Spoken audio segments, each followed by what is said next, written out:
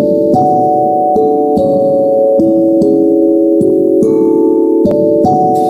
guys, saat ini kamu mendengarkan podcast dari remoteworker.id.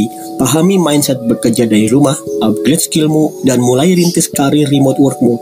Bersama-sama kita akan jadikan Indonesia sebagai provider nomor 1 remote worker di dunia. Be part of the history.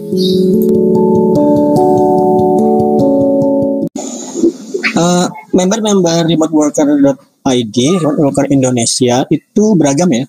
Tapi dari demografi yang misalnya saya menyebarkan iklan via Facebook dan lain sebagainya, itu demografi usianya ada di pertengahan 20 dan pertengahan 30. Jadi 25 sampai 35 itu paling banyak seperti itu. Nah, teman-teman juga yang setelah bergabung dari demografi iklan itu kemudian bergabung, itu saya sebenarnya belum melakukan survei secara pasti sih. Untuk di dashboard sepertinya saya belum masukkan informasi usia ya atau tanggal lahir. Jadi saya belum tahu tepatnya usia teman-teman berapa. Tapi banyak teman-teman itu yang sudah di usia kerja yang sudah pertengahan 30 atau malah awal 40 atau akhir 30. Jadi bisa dibilang nggak muda lagi, nggak muda dalam konteks masih mahasiswa ya seperti itu. Tapi 30 masih muda lah, masih tuanya pemuda. Nah. Setiap usia itu punya kelebihan dan kekurangan masing-masing. Kita sekarang akan ngefokusin gimana caranya sih agar orang teman-teman yang udah berusia 30-an tengah, 30-an lah atau 40 boleh juga, belajar agar dapat hasil yang optimal.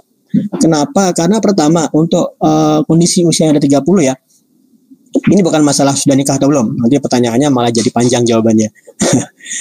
Yang saya maksud adalah di usiamu yang sudah kepala 3, maka tanggung jawabmu itu lebih banyak, jelas ya.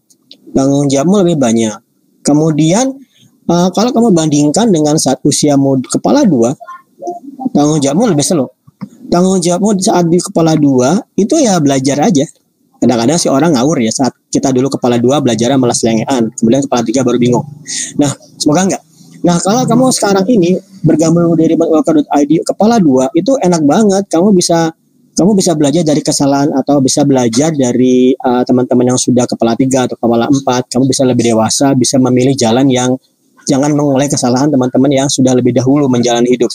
Misalnya seperti itu. Jadi di kepala 3 atau kepala 4 tanggung jawabmu lebih banyak. Itu ada positif minusnya. Positifnya, tanggung jawab banyak akan membuat motivasimu lebih banyak. Ini seperti gini. Saya pribadi senang sekali punya pinjaman yang bermanfaat ya. Pinjaman untuk mobil atau tanah dan lain sebagainya. Saya suka banget. Kenapa? Karena saya jadi nggak main-main. Meskipun saya di Facebook, kalian teman-teman lihat saya main-main ya. Tapi sebenarnya malam saya kerja. Jadi misalnya usia yang sudah punya banyak tanggung jawab, membuat kamu punya banyak tuntutan, itu adalah sebenarnya sumber motivasimu yang kuat banget. Kenapa? Karena kamu jadi belajar sungguh-sungguh. Karena kamu belajarnya sungguh-sungguh. Beda dengan kamu saat kepala 2. Kamu bisa aja saat kepala 2, misalnya nggak punya mindset yang jelas, kamu akan belajarnya sesukanya aja. Kadang-kadang malah nggak belajar. Mungkin kalau masih kuliah, mau ujian malamnya baru SKS, sistem kebut semalam baru belajar. Itu bisa aja. Tapi intinya adalah dengan tanggung jawabmu yang lebih banyak, motivasimu seharusnya lebih kuat.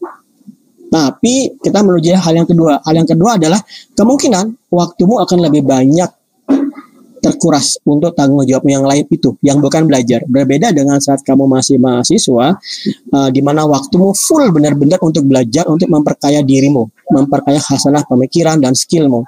Tapi kalau kamu udah kepala 3, kamu mungkin sudah nggak punya banyak kebebasan seperti itu lagi. Mungkin orang tua ada nanya, "Le, kapan nikah?" Atau kalau udah nikah, "Le, kapan punya anak?" Atau kalau sudah punya anak, udah punya keluarga, tanggung jawabnya lebih banyak lagi. Nanti anak kita sudah punya bayar SPP dan macam-macam. Kompleks sekali. Nah, waktumu yang berkurang ini harus kamu siasati dengan membuat kamu punya komitmen belajar minimal 2 jam per hari di pagi hari. Jangan coba-coba belajar di malam hari. Kenapa? Karena kamu pasti capek. Pasti kamu capek. Saya pernah bekerja di Jakarta 1 tahunan ya. Dan pengalaman banget begitu pulang kantor udah capek banget. Padahal masih ngekos sendiri. Saya kebayang kalau misalnya di rumah nggak ngekos, berkeluarga, pulang dari kerja di Jakarta, pulang dari kantor mau belajar lagi, rasanya akan capek banget. Nah, kamu jangan lakukan seperti ini. Yang kamu lakukan adalah manfaatkan waktu sebelum matahari terbit. Ini penting banget loh ya. Kalau kamu benar-benar, misalnya bagi teman-teman yang Muslim, sholat subuh jam 4:30, jangan tidur lagi. Kamu benar-benar belajar 1 jam aja, 1,5 jam aja belajar di pagi hari setelah subuh sebelum matahari terbit, itu efektif banget. Bahkan kalau kamu benar-benar sudah terbiasa, kamu akan bisa memanfaatkan waktu 5 jam. Dari jam 5, 4 jam deh. Jam 5 sampai jam 9. Kamu bisa benar-benar belajar bekerja. Saya seperti itu. Kalau kesehatan aman-aman aja, karena saya kadang-kadang sering pilek. Kalau kesehatan aman-aman aja, saya akan benar-benar kerja dari subuh sampai jam 9. Itu full banget. Efektif banget buat program, ngurusin remote worker ID, manajemennya, course-course baru dan lain sebagainya. Kemudian sampai jam 9 selesai, saya sudah benar-benar ngelok waktu sekitar 4,5 jam, 4 sampai 4,5 jam. Itu luar biasa banyak sekali. Makanya kemudian kalau teman-teman temenan sedangkan saya di Facebook, kamu lihat paling setelah jam 9 itu saya main-main game deh. Atau ngapain lah. Atau membuat rig untuk simulator balapan.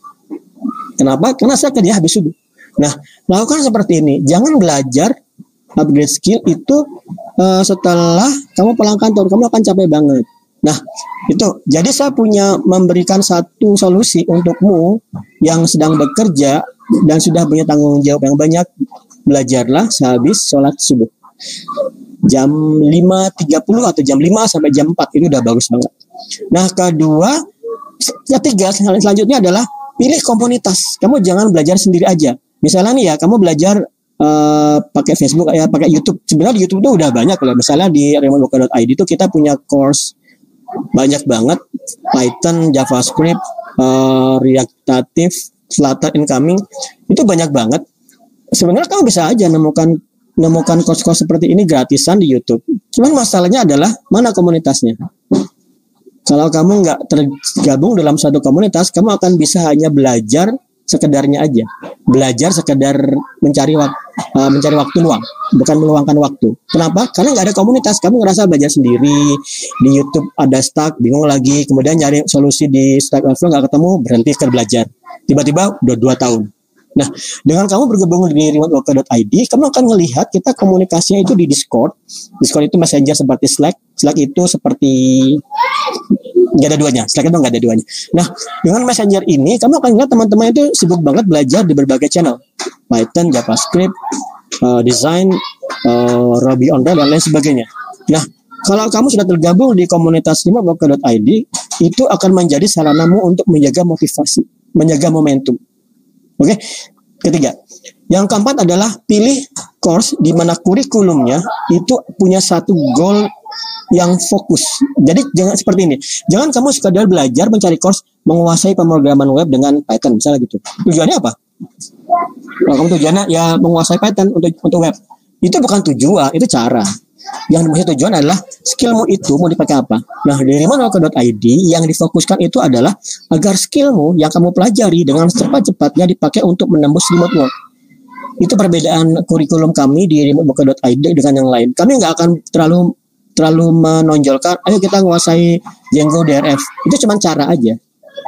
Goalnya adalah, ayo kita kuasai DRF. Bukan. Goalnya adalah, ayo kita nembus remote work dengan salah satunya menguasai Python DRF, Django REST Framework. Oke, ini ada 4. Silakan ada 5 silakan dipahami dan bergabung dengan remoteworker.id. Langsung frontal mengajak kalian bergabung. Di awal Agustus ini kita punya banyak program promo. Pertama, kamu bisa membayar dengan 3 kali bertahap. Kemudian juga minggu pertama ini kamu bisa mendapatkan virtual private server 50% dengan syaratnya mengambil satu program upgrade skill atau remote work. Jadi upgrade skill remote work 1,5 juta masing-masing, bisa kamu bayar 500.000 di awal, kemudian 500.000-nya kali 2 di bulan depan. Oke, ini adalah investasi lifetime. Jadi kita nggak akan nge-charge lagi untuk apapun, dan kamu akan tetap dapat course-course terbaru apapun course-nya. Jadi kamu tidak berpikir aku ngambil course Python, enggak, kamu ngambil upgrade skill, kamu dapat semuanya. Oke, semoga bermanfaat.